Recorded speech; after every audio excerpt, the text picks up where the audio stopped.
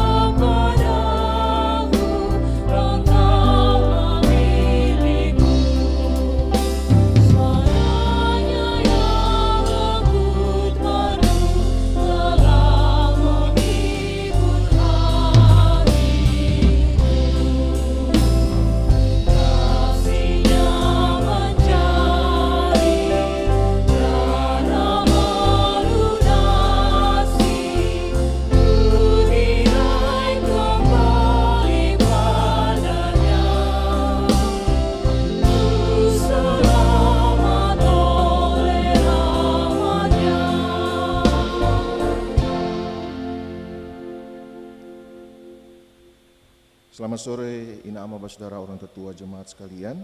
Mari kita mulai kebaktian pada saat ini.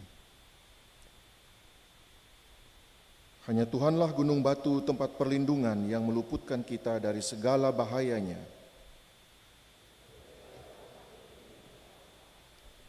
Dimuliakanlah Yesus Kristus, Sang Penyelamat, Anak Tunggal Bapa, yang menderita sengsara demi menebus dosa dunia. Oleh kuasa Roh Kudus kita dituntun berkarya di bumi ciptaan Tuhan untuk bersekutu, bersaksi, dan melayani.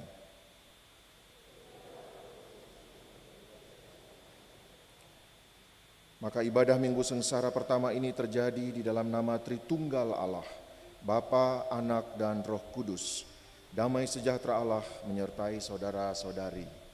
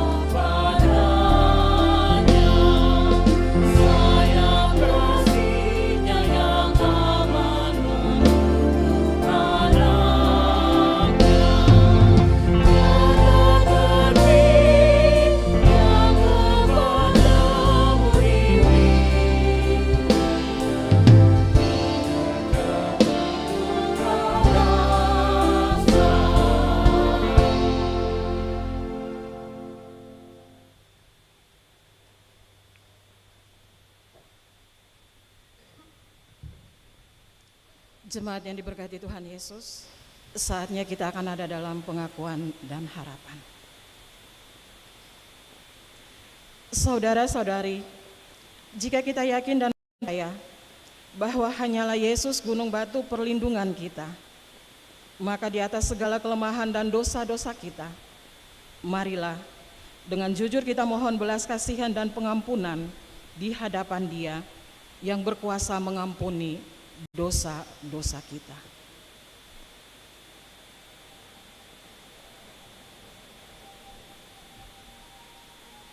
Dengan penuh kesungguhan hati, biarlah masing-masing orang tunduk di hadapan Allah dan mengakui dosa-dosanya.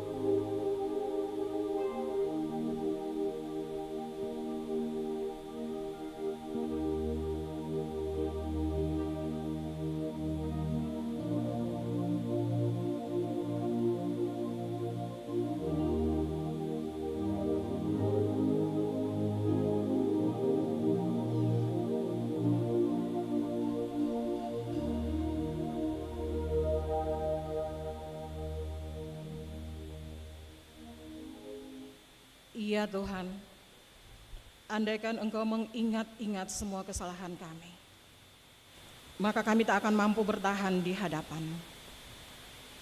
Bebaskanlah kami dari jaring-jaring kejahatan yang menjerat, dan putuskanlah rantai-rantai dosa yang membelenggu kami.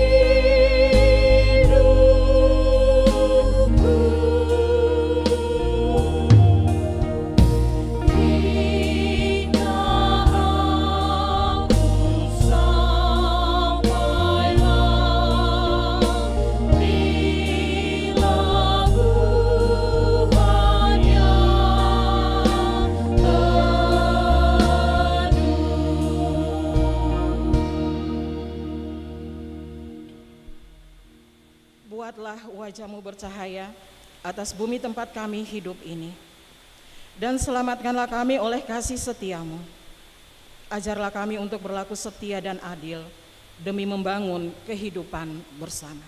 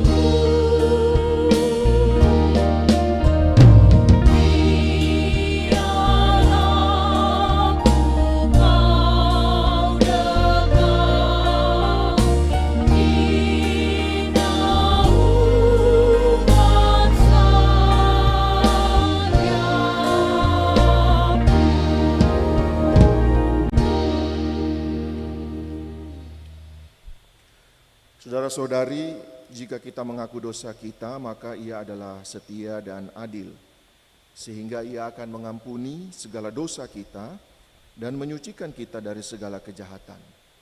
Ingatlah sabda Yesus, tetapi supaya kamu tahu bahwa di dunia ini Anak Manusia berkuasa mengampuni dosa.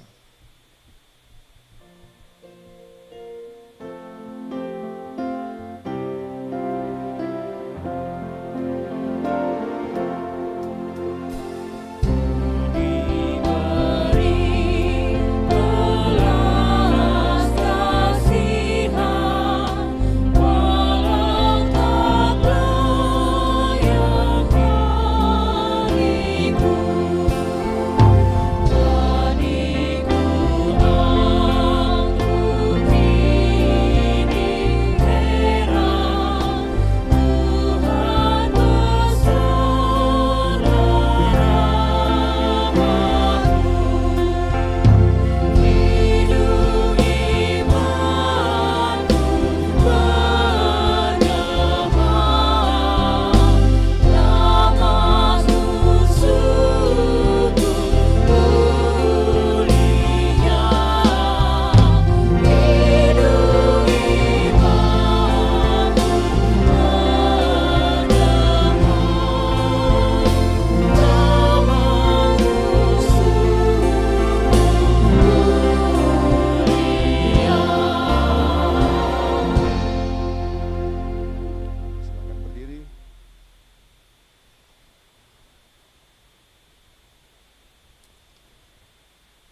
dengarlah petunjuk hidup baru.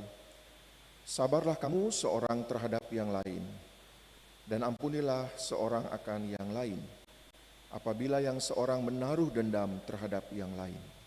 Sama seperti Tuhan telah mengampuni kamu, kamu perbuat jugalah demikian. Janganlah ada di antara kamu yang harus menderita sebagai pembunuh atau pencuri, atau penjahat, atau pengacau. Tetapi jika ia menderita sebagai orang Kristen, maka janganlah ia malu, melainkan hendaklah ia memuliakan Allah di dalam nama Kristus itu.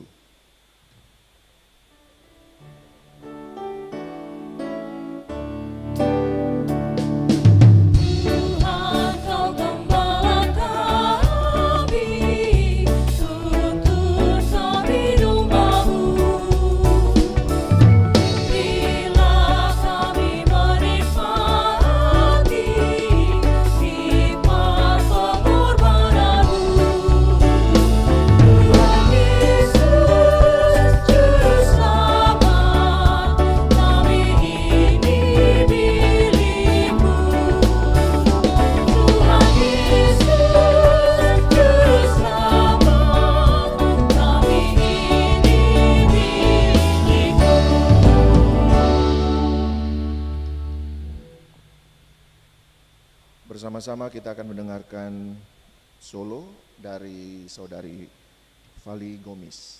Disilakan.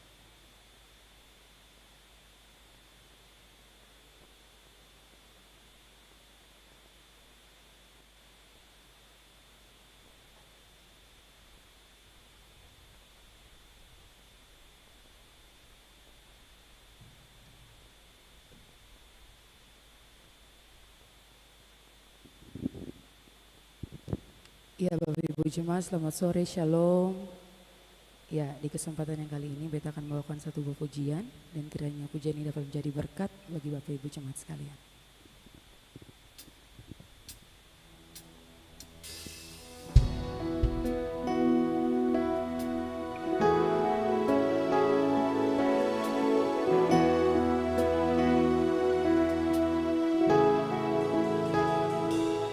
Waktu kecil kita merindukan Natal, hadiah yang indah dan menawan, namun tak menyadari seorang bayi telah lahir, bawa keselamatan untuk manusia. Karena kita dia menderita, karena kita dia disalibkan, agar dunia yang hilang diselamatkan dari hukuman kekal.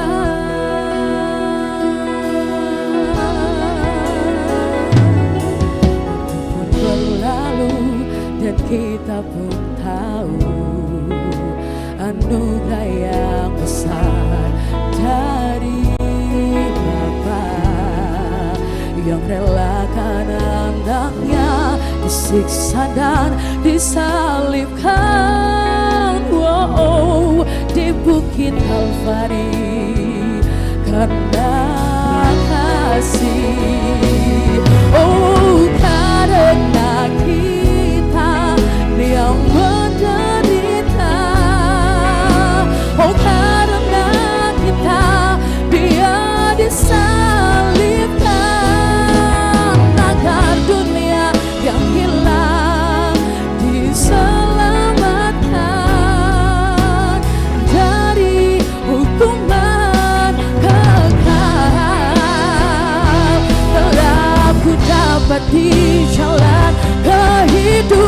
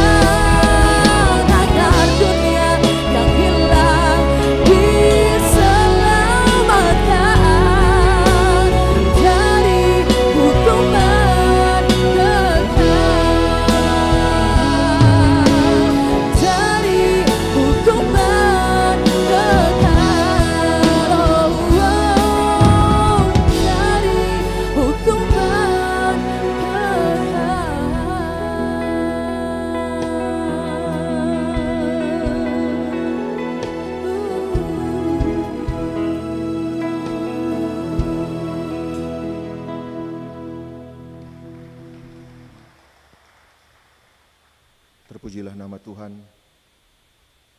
Mari jemaat kita persiapkan hati kita untuk membaca dan belajar dari firman Tuhan.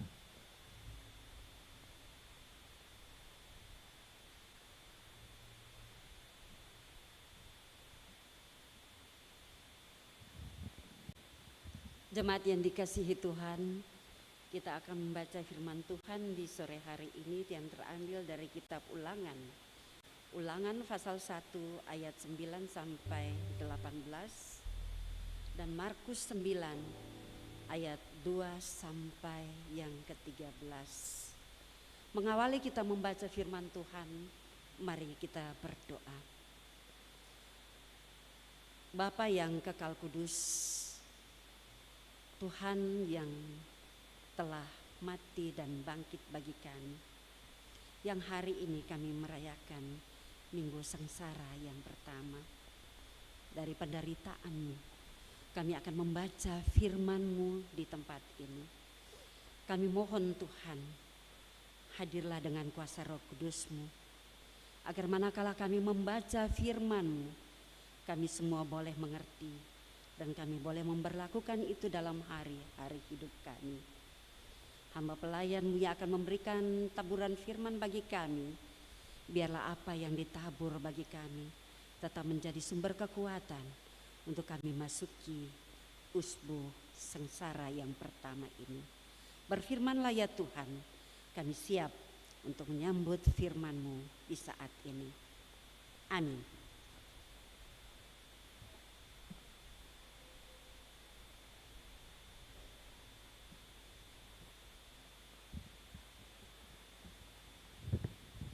Persekutuan yang diberkati Tuhan, pembacaan kita yang pertama terambil dari Ulangan 1 ayatnya yang ke-9 hingga ayatnya yang ke-18 di bawah perikop riwayat pengangkatan hakim-hakim. Pada waktu itu aku berkata kepadamu demikian, seorang diri aku tidak dapat memikul tanggung jawab atas kamu.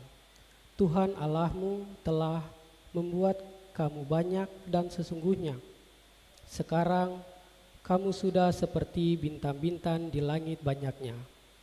Tuhan Allah nenek moyangmu kiranya menambahi kamu 1000 kali lagi dari jumlahmu yang sekarang dan memberkati kamu seperti yang dijanjikannya kepadamu. Tetapi bagaimana seorang diri aku dapat memikul tanggung jawab atas kesusahanmu, atas bebanmu dan atas perkaramu? Kemukakanlah dari suku-sukumu orang-orang yang bijaksana, berakal budi, dan berpengalaman, maka aku akan mengangkat mereka menjadi kepala atas kamu. Lalu kamu menjawab aku, memang baik apa yang kau anjurkan untuk dilakukan itu. Kemudian aku mengambil kepala-kepala sukumu, yakni orang-orang yang bijaksana dan berpengalaman, lalu aku mengangkat mereka menjadi pemimpin atas kamu, yakni sebagai kepala pasukan 1000, kepala pasukan 100, kepala pasukan 50, dan kepala pasukan 10, dan sebagai pengatur pasukan bagi suku-sukumu. Dan pada waktu itu aku memerintahkan kamu, para hakimu, demikian, berilah perhatian kepada perkara-perkara di antara saudara-saudaramu dan berilah keputusan yang adil di dalam perkara-perkara antara seseorang dengan saudaranya atau dengan orang asing yang ada padanya. Dalam mengadili, jangan pandang bulu, baik perkara orang kecil maupun perkara orang besar. Harus kamu dengarkan. Jangan gentar terhadap siapapun, sebab pengadilan adalah kepunyaan Allah. Tetapi perkara yang terlalu sukar bagimu, harus kamu hadapkan kepadaku supaya aku mendengarnya. Demikianlah aku pada waktu itu memerintahkan kepadamu segala hal yang harus kamu lakukan.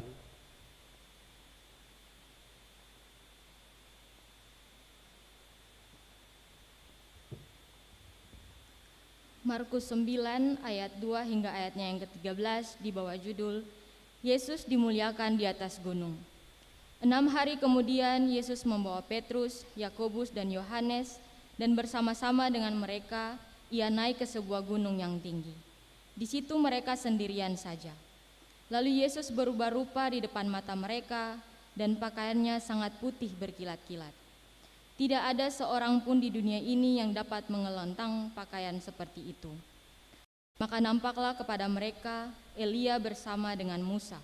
Keduanya sedang berbicara dengan Yesus. Kata Petrus kepada Yesus, "Rabi, betapa bahagianya kami berada di tempat ini. Baiklah kami dirikan tiga kemah, satu untuk engkau, satu untuk Musa, dan satu untuk Elia." Ia berkata demikian sebab tidak tahu apa yang harus dikatakannya, karena mereka sangat ketakutan. Maka datanglah awan menaungi mereka, dan dari dalam awan itu terdengar suara, "Inilah anak yang kukasihi, dengarkanlah dia." Dan sekonyong-konyong waktu mereka memandang sekeliling mereka, mereka tidak melihat seorang pun lagi bersama mereka, kecuali Yesus seorang diri. Pada waktu mereka turun dari gunung itu, Yesus berpesan kepada mereka supaya mereka jangan menceritakan kepada seorang pun apapun yang telah mereka lihat itu, sebelum Anak Manusia bangkit dari antara orang mati. Mereka memegang pesan tadi sambil mempersoalkan di antara mereka apa yang dimaksud dengan bangkit dari antara orang mati. Lalu mereka berkata kepadanya, "Mengapa ahli-ahli Taurat berkata bahwa Elia harus datang dahulu?" Jawab Yesus, "Memang Elia akan datang dahulu dan memulihkan segala sesuatu. Hanya bagaimanakah dengan ada tertulis mengenai Anak Manusia bahwa ia akan banyak menderita dan akan dihinakan? Tetapi aku berkata kepadamu, memang Elia sudah datang dan orang memperlakukan dia menurut kehendak mereka sesuai dengan yang ada tertulis tentang dia." Demikianlah firman Tuhan.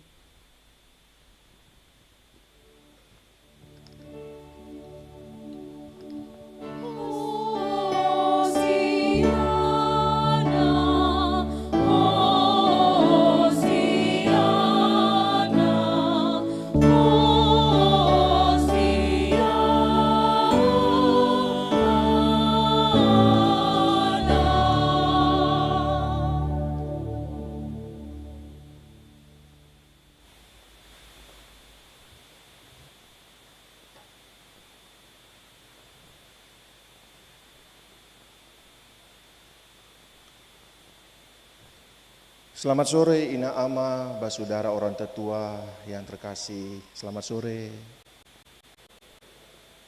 Macam minggu-minggu ini terbebankah? Sengto. Selamat sore semua, Shalom. Apa kabar? Baik, luar biasa. Memang hari ini kita memasuki minggu pertama sengsara Yesus, ya. Dan karena itu liturgi kita juga membawa kita ke dalam satu perenungan untuk melihat bagaimanakah peristiwa sengsara Yesus itu bisa kita maknai di dalam kehidupan kita. Tapi juga minggu ini adalah minggu persiapan kita. Dan karena itu liturgi ini juga memberikan keteduhan kepada kita. Setelah hampir sebulan penuh kita berada di dalam angin ribut. Entah di media sosial ataupun dalam percakapan-percakapan sehari-hari. Ada angin ribut di mana-mana, ya. Angin ribut itu berwarna-warna, ya. Angin ribut itu juga punya angka-angka, ya. Jadi semua ribut. Ya, medsos kita ribut dengan berbagai macam berita, entah itu berita yang betul atau berita tidak betul, potongan-potongan video yang disebarluaskan melalui media sosial dan menyusup di dalam gadget atau gawai-gawai yang kita miliki, dan kita berdiskusi tentang hal itu. Siaran-siaran televisi kita juga ribut dengan berbagai macam pemberitaan. Maka tepatlah hari ini sebelum 14 Februari kita menyanyikan Angin Ribut Menyerang, tetapi Tuhan memberikan ketenangan dan keteduhan. Inawa saudara sekalian yang terkasih, hari ini kita membaca dua bagian dari Alkitab kita. Ulangan pasal 1 dan Markus pasal 9. Tentu saja pilihan teks ini bukanlah sesuatu yang tiba-tiba ada.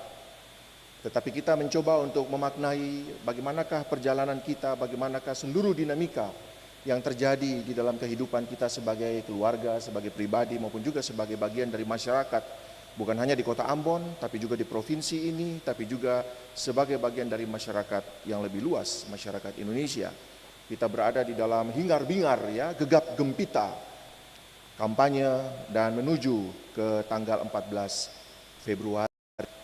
Dua teks ini mau kita lihat sebagai panduan bagi ketong semua untuk belajar bagaimanakah kita menyikapi situasi yang berkembang di dalam kehidupan kita pada saat ini. Kalau kita membaca Alkitab dari Kejadian sampai dengan Wahyu, maka kita akan menemukan bahwa sebenarnya Alkitab tidak menampakkan kepada kita pemandangan di sorga itu seperti apa, kehidupan di sorga itu seperti apa. Tetapi Alkitab dengan jelas memperlihatkan kepada kita bagaimanakah kehidupan manusia dengan seluruh dinamikanya, pasang surut kehidupan manusia, pasang surut sejarah dan peradaban manusia. Ketong bisa temukan di dalam Alkitab kita. Dari Kejadian sampai Wahyu. Perseteruan, pertikaian, tapi juga persahabatan dan persekutuan. Itu yang muncul sebagai cerita-cerita kemanusiaan yang ketong bisa temukan di dalam ketongpung kehidupan. Sehingga waktu ketong membaca Alkitab, ketong menemukan bahwa itu ketong ada di situ. Ketika ketong membaca Alkitab, ketong melihat bahwa apa yang diceritakan oleh Alkitab itulah yang ketong alami sampai pada oras ini. Kenapa? Karena yang diceritakan oleh Alkitab adalah bagaimana kita menemukan kasih Allah, kuasa Allah, bukan di sorga sana, tetapi kasih dan kuasa Allah yang kita cari, yang kita temukan di dalam kehidupan kita sebagai manusia, bukan sebagai malaikat. Dan tak kala itu maka kita menemukan ada keterbatasan-keterbatasan, kesalahan-kesalahan, penyimpangan-penyimpangan, korupsi-korupsi yang terjadi, yang dilakukan oleh manusia-manusia sebagaimana diceritakan di dalam Alkitab. Dan manusia-manusia itu adalah manusia-manusia mempunyai kekuasaan. Maka Alkitab juga berbicara tentang kekuasaan. Tapi kekuasaan yang seperti apa? Mari kita lihat pada dua bagian bacaan Alkitab yang tadi sudah ketong baca sama-sama. Ulangan pasal 1. Ulangan di dalam bahasa Latinnya disebut Deuteronomi. Deutero itu dua, nomi, nomos, hukum. Artinya hukum yang kedua. Sebenarnya bukan hukum yang kedua, tapi hukum yang diceritakan kembali. Mengapa diceritakan kembali? Sebab Israel mengalami satu masa yang sangat kritis ketika mereka sama sekali dihancur leburkan oleh kekuatan-kekuatan bangsa-bangsa asing. Mereka menjadi orang-orang yang stateless, tidak punya kewarganegaraan. Mereka dibuang ke seluruh penjuru bangsa-bangsa dan mereka tidak punya lagi tanah. Dan itu yang kemudian menyebabkan Musa menceritakan kembali apa yang menjadi sejarah dari perjalanan iman orang-orang Israel. Maka kalau ketong lihat di dalam ulangan tadi, ulangan pasal 1 dan seterusnya sampai pasal ketiga disebutkan sebagai judul perikop riwayat. Musa menceritakan ulang. Nah, bagian yang ketong baca tadi ulangan pasal 1. Musa menceritakan tentang pengangkatan hakim-hakim. Mengapa bukan pengangkatan raja? Sebab dalam prinsip Israel pada masa itu, hakim adalah orang yang benar-benar dipercaya. Sebab dialah yang memegang kuasa hukum. Raja cuma satu, Tuhan. Nanti setelah itu baru kemudian Israel belajar dari bangsa-bangsa lain. Kenapa Mesir punya raja? Kenapa Persia punya raja? Kenapa Babel punya raja? Kenapa Katong Sempung raja? Maka mereka kemudian memilih raja. Dan seterusnya dalam sejarah Israel sedemikian rupa. Ulangan pasal 1 sebenarnya kalau Katong mau baca di sini, dia menceritakan apa yang pernah dialami oleh Musa di dalam Keluaran pasal 18. Apa itu Keluaran pasal 18? Terlebih khusus cerita tentang ketika mertua Musa berkunjung atau mengunjungi Musa. Siapa mertua Musa? Siapa mertua Musa? Yitro. Jadi Keluaran 18 menceritakan dan Musa mengulangi kisah itu. Makanya dia mengatakan, aku berkata kepadamu, aku menceritakan kepadamu. Kenapa? Karena Musa punya pengalaman itu. Apa yang Yitro bilang? Yitro melihat bahwa ketika Musa menjadi seorang pemimpin, dia adalah pemimpin yang karismatik, pemimpin yang luar biasa. Dan karisma Musa sebagai seorang pemimpin Israel itu bukan tiba saat tiba akal. Itu bukanlah sesuatu yang muncul tiba-tiba. Musa bukanlah kader-kader karbitan, tapi Musa dibentuk oleh satu proses sejarah yang panjang. Dan Tuhan memilih dia karena pada waktu dia menjadi seorang pemuda, dia adalah seorang pemuda yang memang mempunyai keberanian. Untuk apa? Bukan keberanian yang konyol, keberanian yang sekedar mau bilang beta jago, bukan. Tapi keberanian untuk membela nasib bangsanya ketika diperbudak oleh kekuasaan Mesir. Dan pada waktu itu Musa adalah seorang pemuda. Dan kita tahu ceritanya bagaimana Musa dikejar-kejar oleh kekuatan Fir'aun pada waktu itu. Meskipun dia dibesarkan di dalam istana Fir'aun. Tapi dia tidak melihat bahwa seluruh fasilitas istana yang dia miliki itu adalah sesuatu yang dapat dia gunakan untuk dirinya sendiri. Tapi dia justru mengarahkan mata dan telinganya untuk melihat bahwa ada bangsanya yang sekarang sedang mengalami penderitaan perbudakan.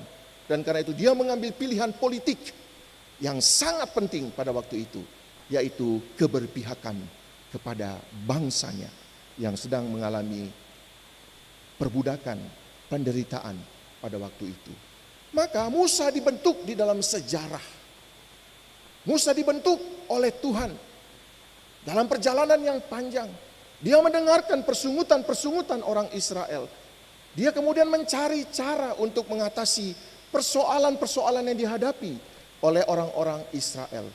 Dia menjadi pemimpin yang sangat karismatik sebab hanya kepada Musa lah orang-orang Israel bertanya tentang seluruh masalah yang mereka alami atau mereka hadapi. Tapi Keluaran 18 kemudian menghadirkan Yitro. Yitro menginterupsi. Yitro seorang ayah, seorang tua, generasi tua. Dia mengingatkan Musa pada waktu itu. Dia bilang, Nyong, kalau kita baca Keluaran 18, yang tidak ada atau yang diceritakan kembali oleh Musa di ulangan 1 ini.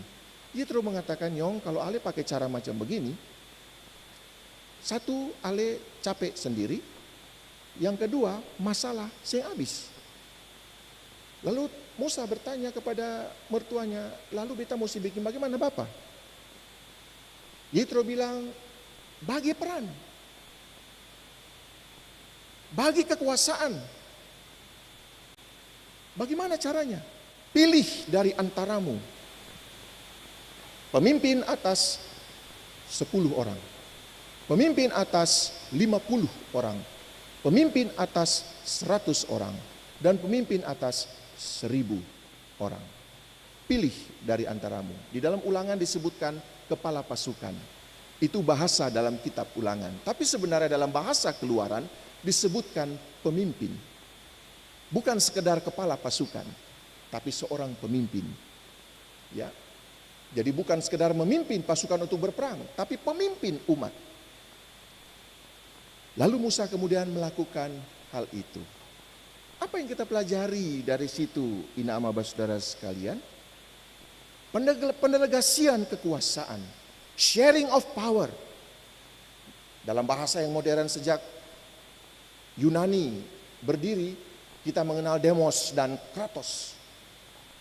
Demokrasi yang sekarang kita gaung-gaungkan. Alkitab sudah memperlihatkan bahwa pengorganisasian kekuatan masyarakat tidak bisa bertumpu kepada satu orang meskipun dia mempunyai kekuasaan dan kekuatan yang sangat karismatik, tapi dia tidak bisa mengatasi semua masalah. Dan karena itu yang diperlukan adalah sharing of power, pendelegasian kekuasaan. Itulah yang kemudian di dalam abad modern kita sebut sebagai sistem politik demokrasi, di mana semua kita bagi supaya apa? Supaya seluruh kebutuhan, seluruh persoalan masyarakat dapat ditangani bersama-sama. Seluruh kekuatan itu berbeda, ya, tetapi disatukan oleh satu kesepakatan bersama. Untuk apa? Untuk satu visi ke depan. Bukan untuk kepentingan A, bukan untuk kepentingan golongan B, bukan untuk kepentingan partai politik A, bukan untuk kepentingan partai politik B, tapi untuk satu visi bersama. Dan karena itulah maka kesepakatan itu dibuat.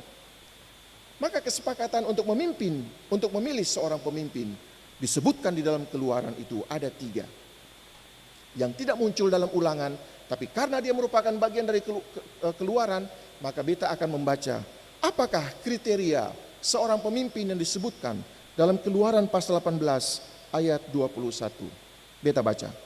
Di samping itu, kau carilah dari seluruh bangsa itu orang-orang yang cakap dan takut akan Allah, orang-orang yang dapat dipercaya dan yang benci kepada pengejaran suap. 3 kriteria dasar kepemimpinan disebutkan oleh Alkitab. Yang pertama, cakap dan takut akan Allah. 2 hal ini seperti 2 sisi dari satu koin yang sama. Dia tidak bisa dipisahkan. Cakap tentu saja bukan karena tampan atau cantik rupanya. Cakap itu adalah terampil, skillful, punya pengetahuan. Tetapi terampil dan punya pengetahuan tidak cukup. Dia harus dilekatkan oleh satu karakter, yaitu apa? Takut akan Allah. Sepintar apapun orang itu, sehebat apapun orang itu, setinggi apapun, sebanyak apapun pengalamannya, Musa mengatakan, Yitro mengatakan bahwa kualitas yang pertama adalah cakap dan takut akan Allah. Keterampilan, pengetahuan harus dilekatkan, harus menjadi satu dari rasa takut akan Allah. Sebab apa? Sebab jika orang punya pengetahuan tanpa takut akan Allah, dia akan bikin diri pintar. Dia merasa dia bisa menyelesaikan semua masalah. Ketika orang merasa punya keterampilan di atas orang lain dan dia tidak takut akan Allah, maka dia akan anggap semua orang itu bodoh. Saya bisa bikin apa-apa. Ya. Dan biasanya itu kelihatan. Ya, dalam ketemu punya hidup hari-hari itu biasanya kelihatan. Belum bicara, iya, betul tahu, best tahu. Ya, best tahu. Padahal belum bicara. Tapi su tahu. Iyo yang Ale mau bilang itu beta su tahu.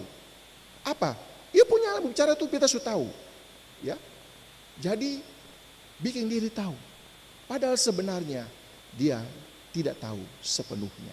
Maka kualitas yang pertama adalah cakap dan takut akan Allah menjadi satu.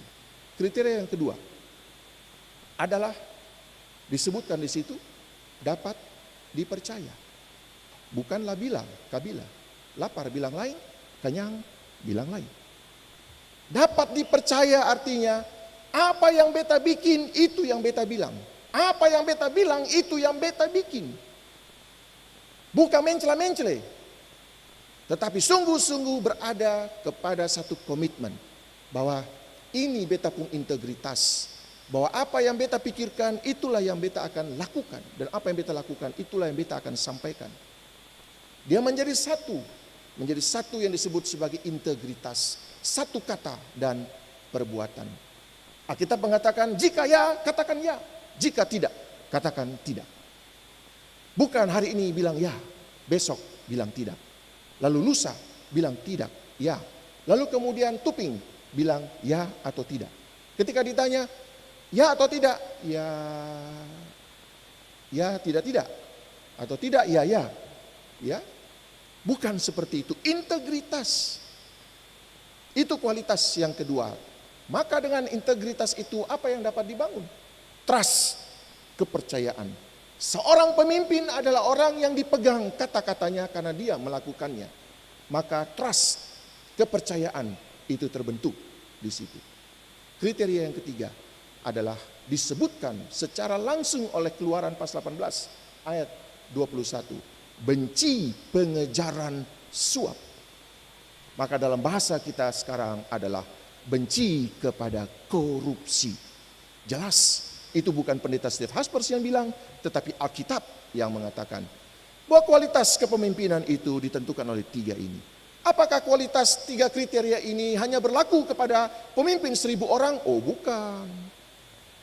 Musa, Yitro mengatakan bahwa Tiga kriteria ini dia berlaku untuk semua pemimpin di setiap jenjang. Apakah itu pemimpin 10, apakah itu pemimpin 50, pemimpin 100 sampai pemimpin 1000. Itu kriteria dasar yang disebutkan oleh Alkitab sebagai seorang pemimpin. Maka Musa menceritakan kembali. Supaya apa? Supaya penataan kehidupan orang-orang Israel berjalan. Masalah-masalah yang dihadapi oleh orang-orang Israel dapat dilakukan, dapat diselesaikan bersama-sama.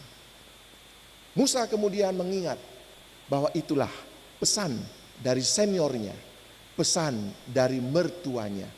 Maka ada satu proses komunikasi antar generasi yang terjadi di situ.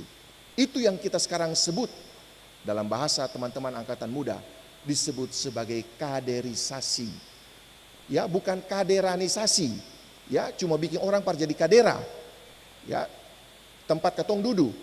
Tapi kaderisasi artinya mempersiapkan siapa pemimpin-pemimpin masa depan dari pemuda-pemuda, dari generasi-generasi yang lebih muda yang mampu untuk melanjutkan seluruh kesepakatan kita di dalam berbangsa, bergereja di tempat ini di saat ini. Yang kedua, Markus pasal 9. Nanti kita lihat apa hubungan antara Ulangan pasal 1 dan Markus pasal 9. Markus, Injil-Injil secara umum memperlihatkan Yesus itu adalah seorang pemuda, dia mati muda. Dikatakan dalam beberapa informasi, Yesus itu disalibkan, dia berumur 33 tahun, masih sangat muda.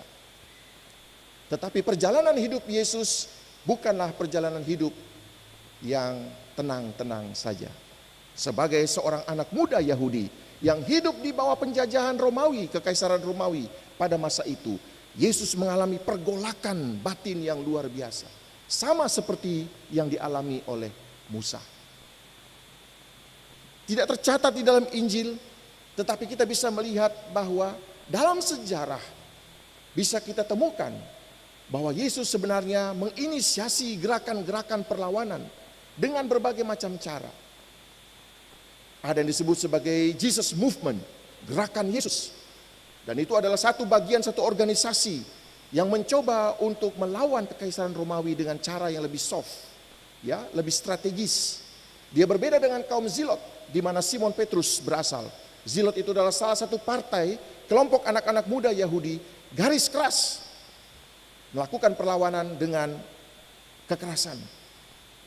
Maka orang-orang seperti Simon Petrus itu bergerak sedikit cabu parang. Tapi Yesus dari satu kelompok yang lebih soft. Apa yang dilakukan oleh Yesus? Yesus membaca kebijakan kekaisaran Romawi. Yesus paham hukum. Dan karena itu seluruh gerakan yang dilakukan Yesus adalah mencoba untuk melakukan kritik terhadap hukum kekaisaran Romawi. Termasuk ketika sebutan Son of God, anak Allah, itu sebenarnya adalah sebutan kepada kaisar Romawi. Tapi Yesus kemudian menggunakannya, dan itu juga dipakai oleh murid-muridnya. Dan itu yang membuat kaisar Romawi marah, sebab Yesus dianggap sedang melakukan gerakan subversif, melawan kekuasaan kekaisaran Romawi pada masa itu. Di dalam Markus pasal 9 yang tadi kita baca, Yesus membawa 3 muridnya naik ke atas bukit dan dikatakan di situ, maka Yesus berubah rupanya. Apakah Yesus tiba-tiba menjadi orang lain? Tidak disebutkan.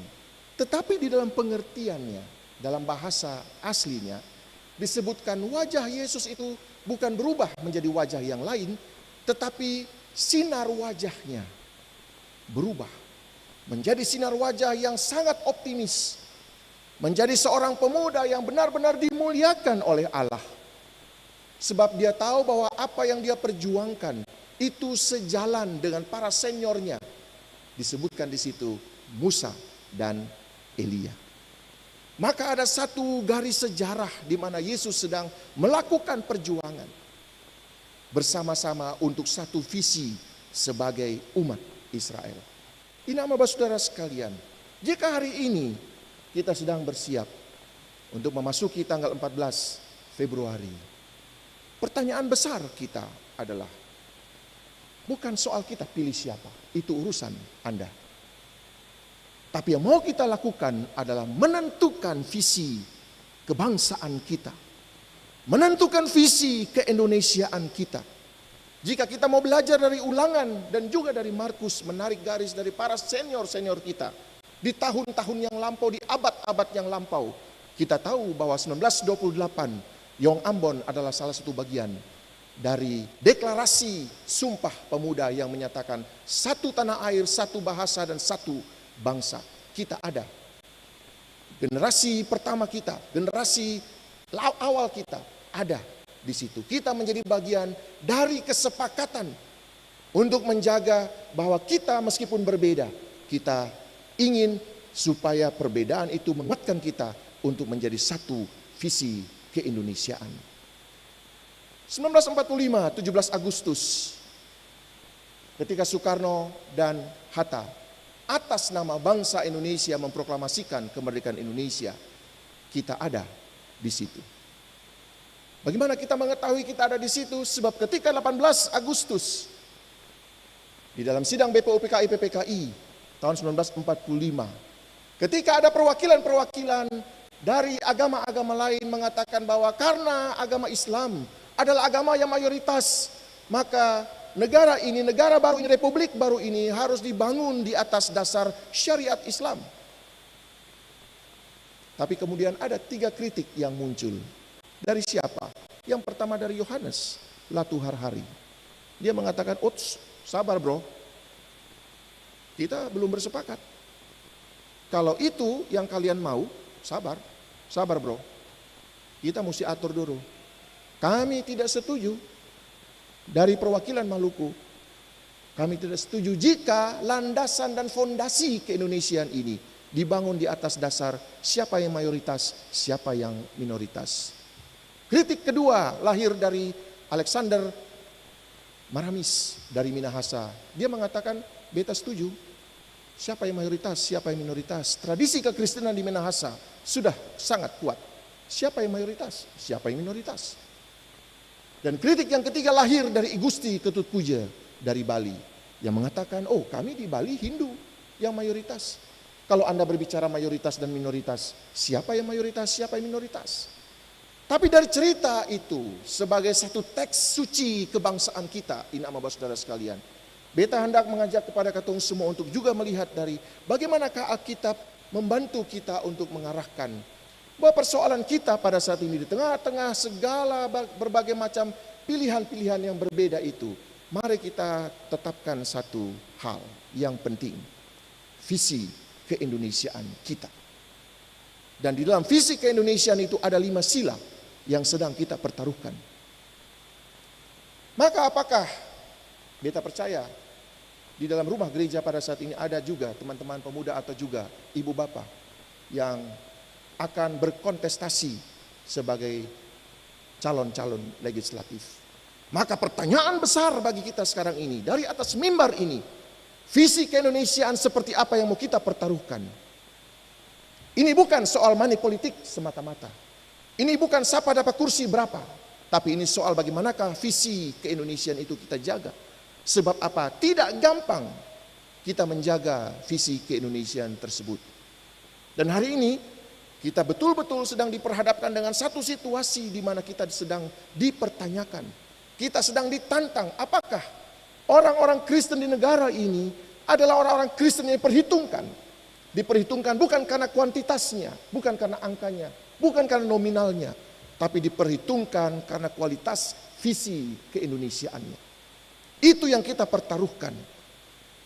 Maka perhelatan politik 14 Februari bukan soal banyak-banyakan suara. Bukan. Tapi soal bagaimana sekarang kita bersepakat. Apakah 14 Februari menjadi momentum bagi kita untuk terus melanjutkan keindonesiaan yang pernah disepakati dengan berdarah-darah di tahun 1945, 17 Agustus dan 18 Agustus dalam perdebatan dalam sidang BPUPKI PPKI. Ataukah kita mau menggadaikannya hanya untuk hal-hal yang remeh-temeh, hanya untuk kekuasaan-kekuasaan instrumental, hanya untuk kepentingan-kepentingan kekuasaan elektoral semata-mata. Beta ingin mengajak teman-teman semua, terutama untuk Bapak Ibu Saudara-saudara yang ingin berkontestasi dalam pemilihan anggota legislatif. Mari kita bersama-sama bersepakat untuk itu. Apapun partai politik Anda, itu pilihan Anda. Tapi komitmen kita adalah menjaga agar seluruh bangunan keindonesiaan ini tidak hanya diruntuhkan, tidak hanya digerus oleh rayap-rayap kekuasaan, hanya karena 100.000 rupiah, 200.000 rupiah, kita menggadaikan harga diri kita menggadaikan kekristenan kita. Kita harus mengatakan ini sebab Alkitab hari ini memberikan inspirasi bagi kita semua untuk melihat. Apakah kita sama seperti Yesus? Jika kita ingin meneladani Yesus, kita juga mengalami berubah rupa kita. Bukan berubah rupa kita karena kita bermuka dua, bukan. Yesus tidak bermuka dua, tetapi dia mau memperlihatkan bahwa hidupnya sebagai seorang aktivis, sebagai seorang politisi, mengalami kemuliaan Allah. Menjalani seluruh panggilan hidupnya untuk memuliakan Allah. Kemuliaan Allah itu bukan cuma ada di dalam gereja. Kemuliaan Allah itu bukan cuma ada di dalam ibadah-ibadah seperti ini.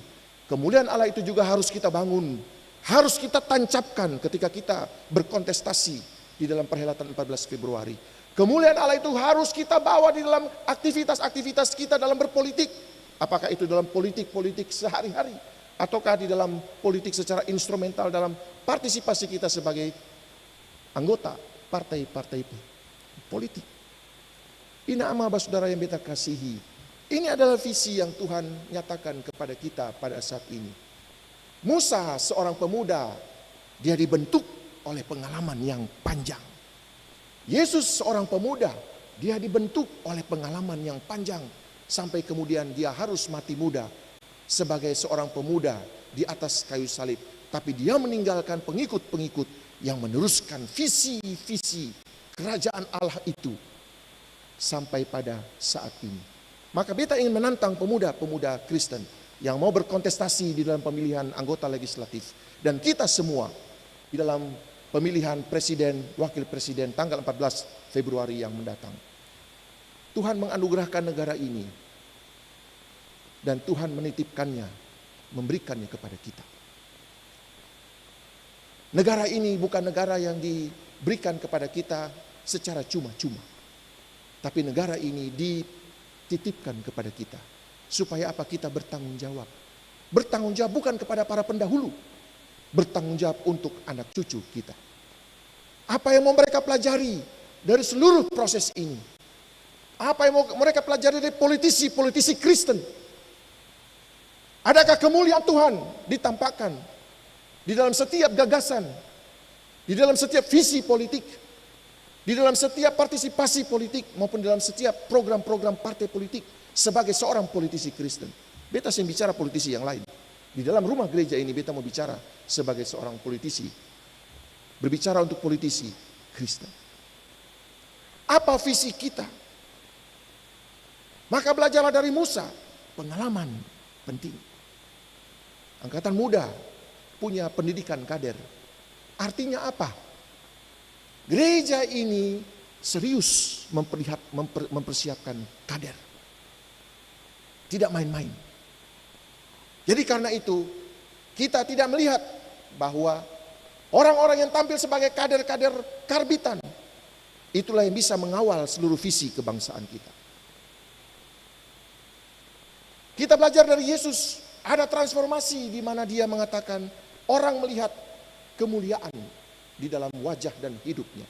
Maka hari ini beta percaya bahwa saudara-saudara diberkati oleh Tuhan di dalam seluruh upaya kontestasi sebagai anggota legislatif.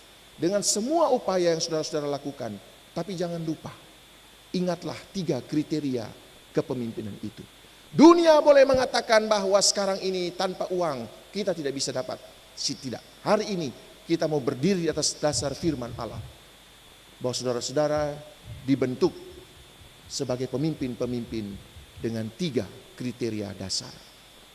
Yang pertama, cakap dan takut akan Allah. Belajar sungguh-sungguh, pahami hukum, pahami sistem politik, pahami seluruh kebijakan di negeri ini. Tapi juga takut akan Tuhan. Supaya hukum tidak menjadi hukum yang dipelintir ke sana kemari hanya untuk kepentingan sesaat. Tapi hukum sungguh-sungguh menjadi dasar untuk mendatangkan damai sejahtera, shalom Allah itu bagi semua orang. Yang kedua, dapat dipercaya. Menjadi politisi, menjadi generasi muda yang dapat dipercaya. Dan yang ketiga, benci pengejaran suap. 3 kriteria dasar ini akan membawa kita, mengantarkan kita untuk memasuki tanggal 14 Februari. Masuklah, berdoalah, minta Tuhan hikmat agar supaya kita dituntun oleh hikmat Allah untuk bersama-sama menjaga marwah kedaulatan rakyat, demokrasi di Indonesia ini di atas visi keindonesiaan. Bhinneka Tunggal Ika, berbeda-beda tetapi kita disatukan. Bangsa yang besar dari Merauke sampai Sabang. Maka dibutuhkan juga pemimpin yang berjiwa besar, punya gagasan besar agar supaya seluruh kebesaran bangsa ini dapat menjadi kekuatan yang penting untuk terus-menerus menjaga apa artinya menjadi Indonesia di tengah-tengah perbedaan-perbedaan yang ada. Inama saudara sekalian, Musa dan Yesus menjadi pelajaran bagi kita, pemuda-pemuda yang tangguh dan tidak takut menghadapi tantangan, walaupun itu nyawa yang mereka pertaruhkan. Sebab apa?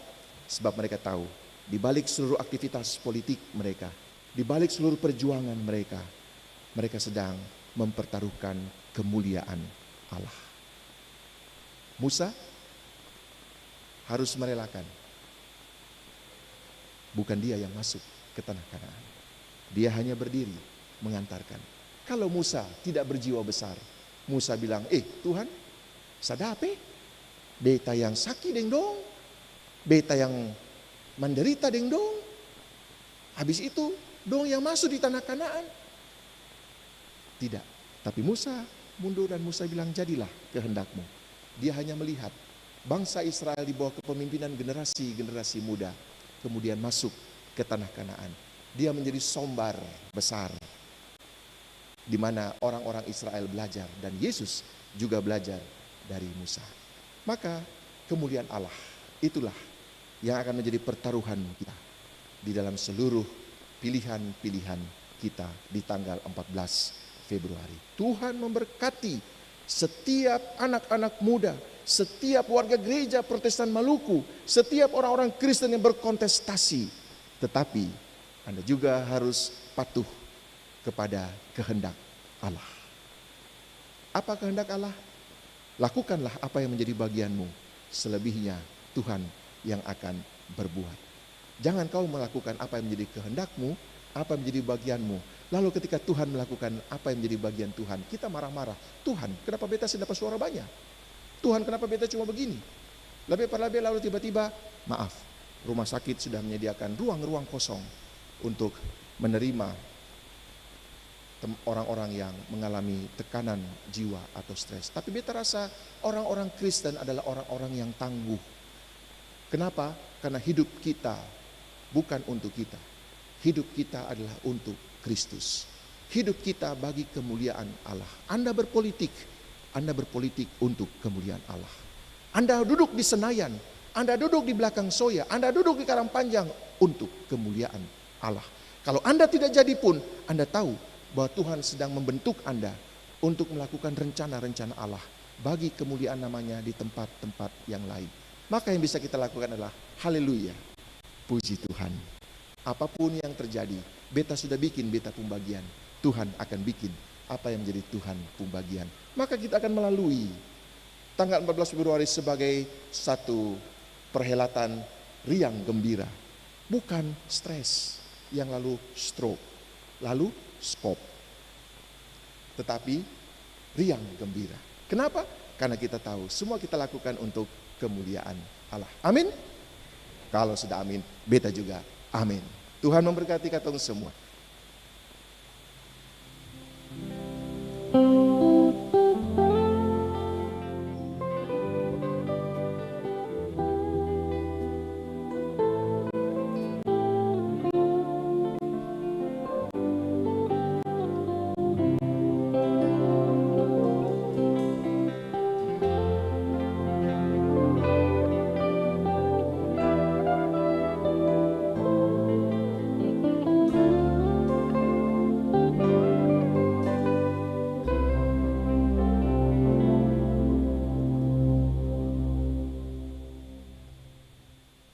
Kita mengundang kita semua berdiri.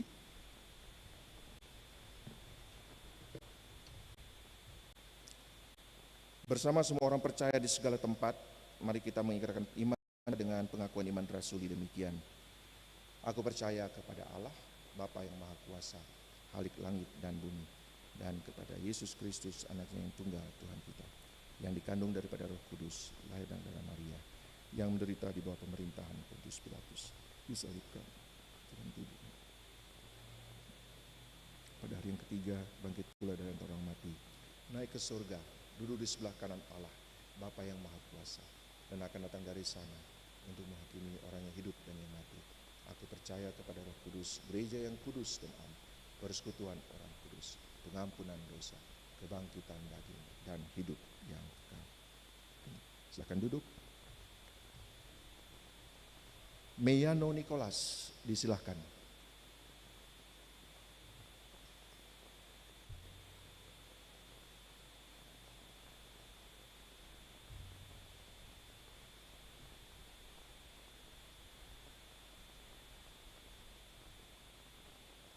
Malam jemaat, shalom. Semoga pujian ini bisa jadi berkat untuk setiap katong punya pergumulan hidup. Amin.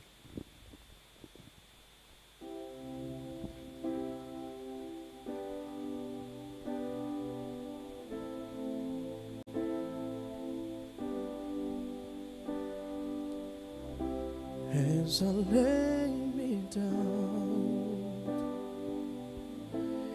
heaven hear me now. I'm lost without a cause. After giving it my all, winter storms have come and darken my sight. After all that I've been through, who on earth can I turn to? I look to you, I look to you.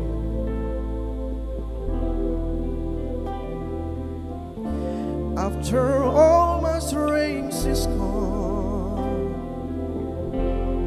in you I can be strong. I look to you,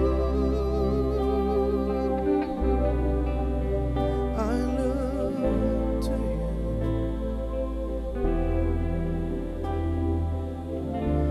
And when melodies are gone, in you I hear a song. I look to you.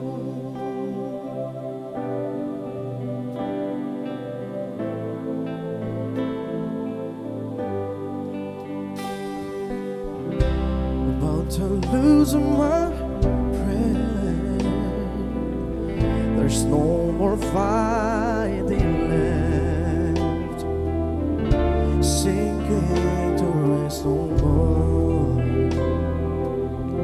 searching for that open door. And every road that I'm taking has led to my regret, and I don't know if I'm gonna make it.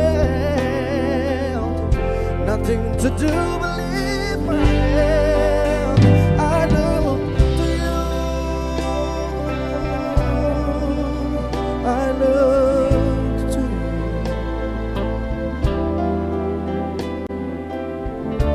After all my strength is gone, in you I can be strong. I look to you, I look to you.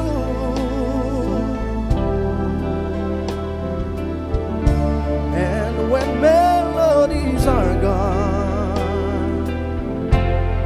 in you I hear a song. I look to you.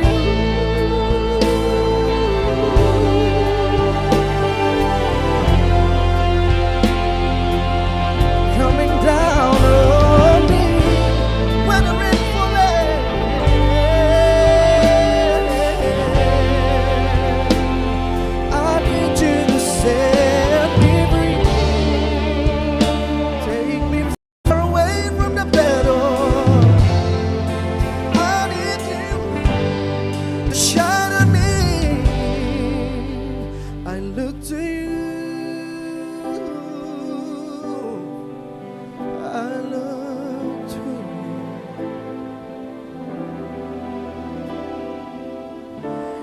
after all my strength is gone,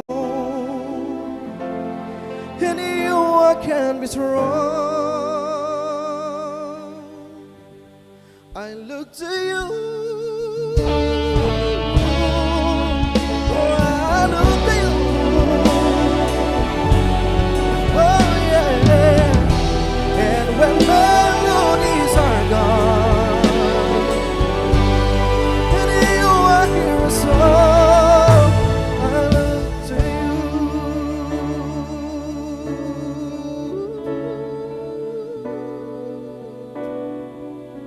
Hey, yeah.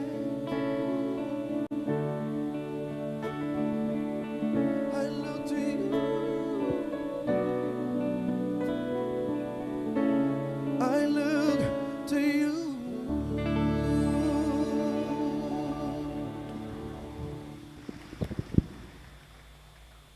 Terpujilah nama Tuhan. Mari kita persiapkan hati untuk memberikan persembahan syukur.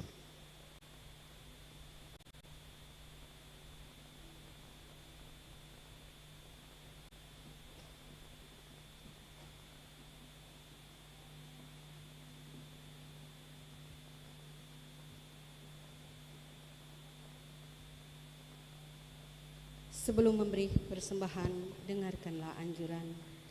Berilah persembahanmu dengan rasa syukur dan sukarela, karena Kristus telah berkorban sebagai korban yang agung demi keselamatan kita semua.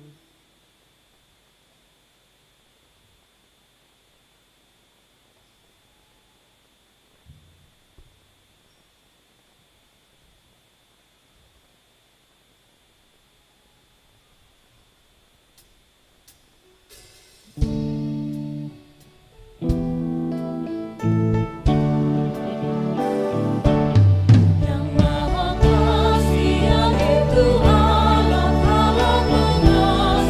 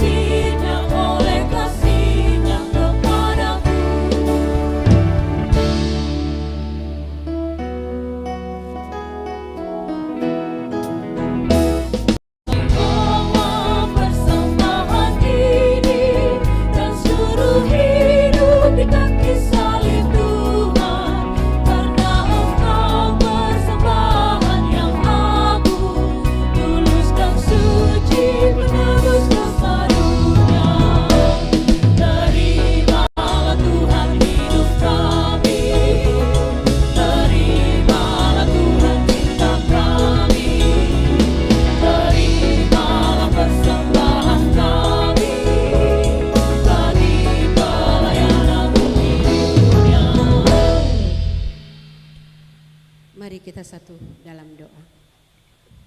Ya Allah ya Tuhan kami, dalam limpahan kasih-Mu Tuhan, kami senantiasa merasa berkecukupan, malah kami merasa berkelebihan dalam berbagai hal. Untuk itu ya Tuhan, di depan altar-Mu yang kudus ini telah terkumpul persembahan syukur kami yang kami bawa melalui rumah tangga pribadi kami masing-masing. Kami mohon Bapa berkati persembahan ini Tuhan, supaya persembahan ini Tuhan benar-benar dikelola secara baik dan benar, dan persembahan ini boleh menjadi alat kemuliaan demi untuk kemuliaan nama-Mu Tuhan. Terima kasih Tuhan Yesus, Tuhan mau ajarkan kami untuk selalu mempersembahkan tubuh, jiwa dan roh kami hanya kepada-Mu Tuhan. Ini doa kami Tuhan, terimalah persembahan syukur kami. Di dalam nama Tuhan kami Yesus Kristus, sumber pemberi berkat, kami berdoa kepada-Mu. Amin.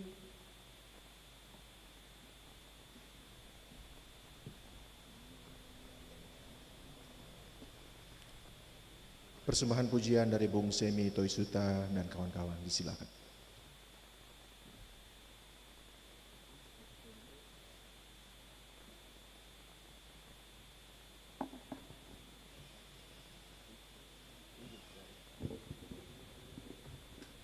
Selamat malam, Shalom Bapak Ibu dan jemaat yang Tuhan Yesus kasihi. Hari ini kita bernyanyi bersama dengan The Eight Choir Team.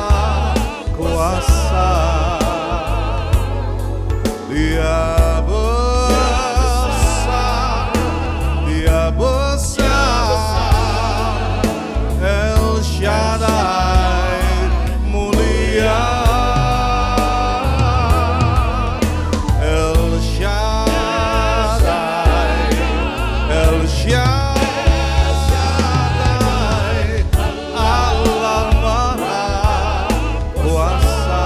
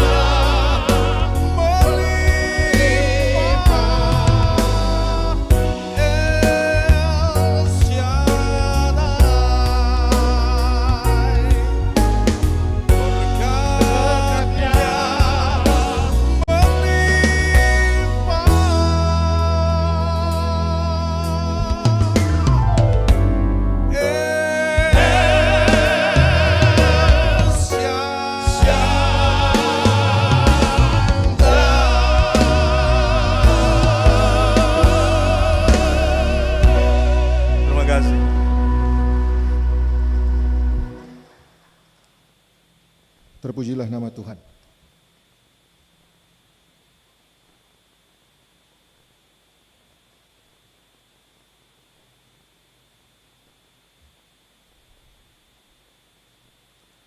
Mari kita satu dalam doa.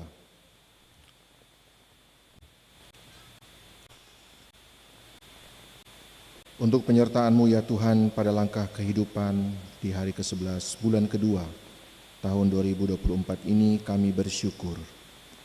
Engkau telah memilih kami untuk menjadi saksi-saksi iman tentang kehidupan yang begitu berharga sepanjang waktu-waktu anugerah yang Kau berikan.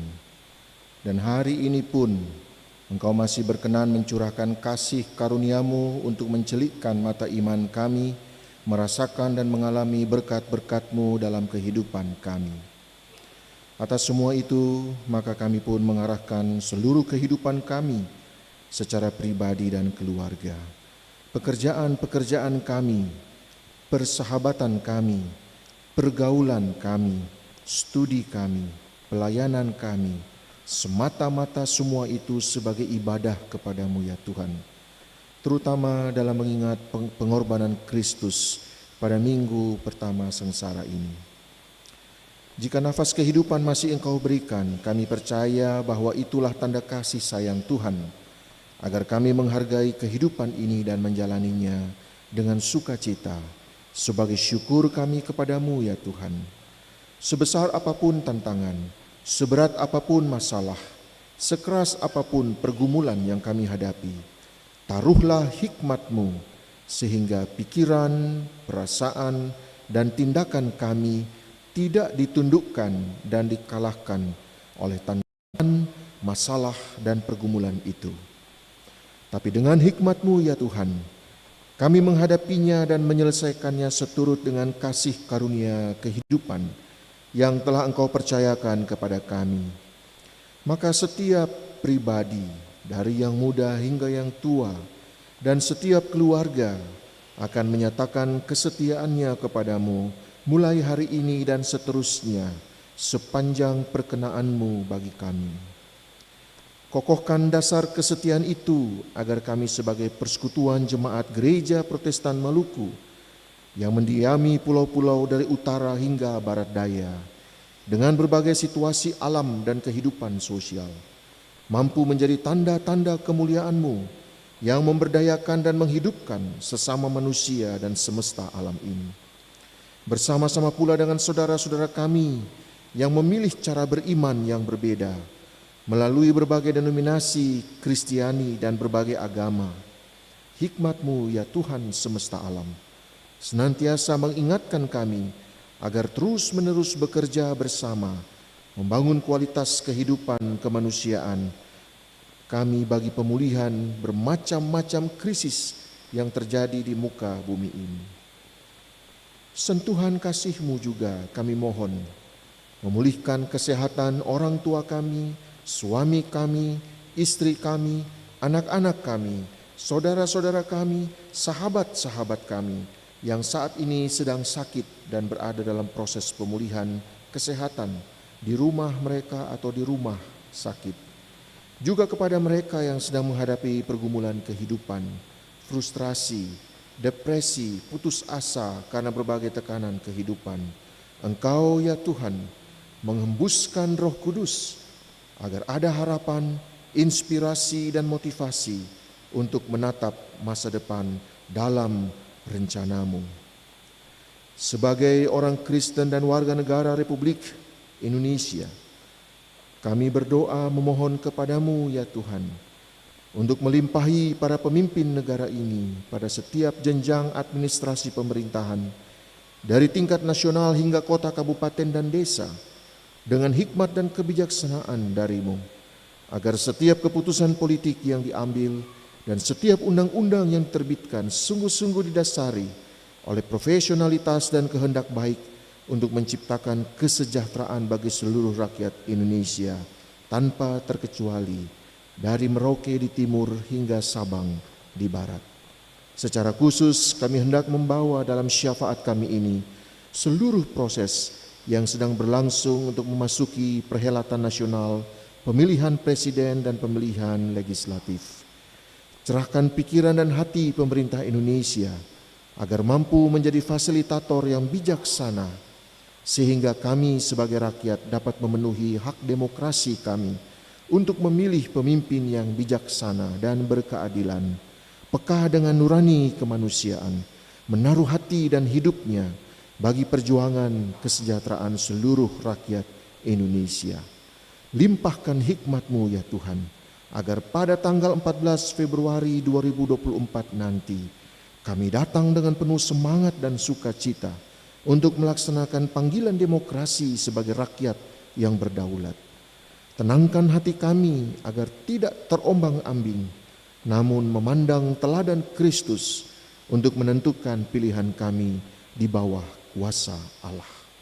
Secara khusus pula Tuhan, kami berdoa bagi kader-kader Angkatan Muda Gereja Protestan Maluku yang akan terlibat di dalam kontestasi pemilihan anggota legislatif. Tuhan beri hikmat kepada mereka agar mereka melihat peristiwa ini sebagai peristiwa iman, bukan semata-mata peristiwa politik, sehingga mereka tahu untuk apa mereka harus berpolitik, sehingga mereka sungguh-sungguh mendengarkan suara Tuhan, bukan suara-suara yang lain. Sebab hanya di dalam suara Tuhanlah keadilan dan damai sejahtera boleh diperjuangkan. Kami berdoa Tuhan bagi persiapan untuk sidang klasis Kota Ambon ke-48. Jemaat Silo yang dipercaya sebagai tuan rumah menyelenggarakan sidang klasis ini. Tuhan berikan kekuatan dan hikmat agar dapat mempersiapkan segala sesuatunya di bawah penyertaan-Mu. Syukur kepadamu ya Tuhan atas segala perkara yang boleh Tuhan lakukan. Kami memasuki minggu yang akan datang dengan sukacita karena kami percaya berkat-berkat Tuhan menyertai setiap langkah hidup kami. Berkat-berkat Tuhan akan terpancar dari dalam setiap upaya, kerja keras, pekerjaan-pekerjaan, profesi-profesi yang kami lakukan. Di dalam semuanya itu kami memuliakan Tuhan. Dengar dan jawablah syafaat kami ini ya Tuhan. Kami berdoa di dalam nama Tuhan Yesus Kristus yang telah memberi teladan melalui doa yang diajarkan kepada kami demikian. Bapa kami yang ada di sorga, dikuduskanlah nama-Mu, datanglah kerajaan-Mu, jadilah kehendak-Mu di bumi seperti di sorga. Berilah kami pada hari ini makanan kami yang secukupnya, dan ampunilah kami akan kesalahan kami, seperti kami juga mengampuni orang yang bersalah kepada kami. Dan janganlah membawa kami ke dalam pencobaan, tetapi lepaskan kami daripada yang jahat. Karena Engkau yang punya kerajaan dan kuasa dan kemuliaan sampai selama-lamanya. Amin. Beta undang ketong semua berdiri.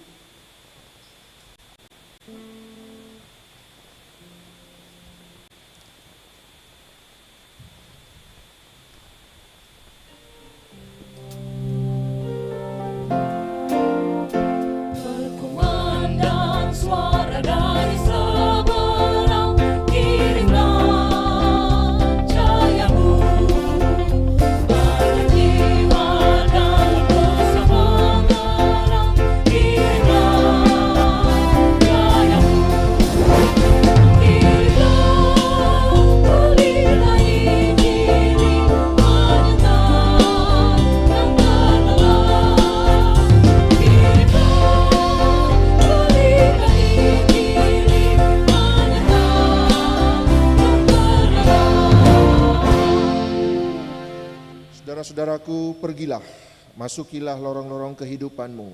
Beritakanlah Kristus yang tersalib itu sampai Ia datang kembali. Untuk tugas itu, terimalah berkat Tuhan.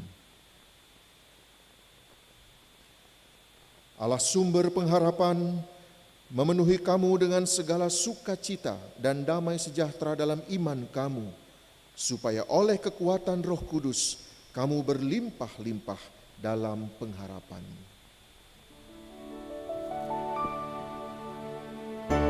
Amin, amin, amin. Amin. Silakan duduk, kita masuk dalam saat teduh pribadi.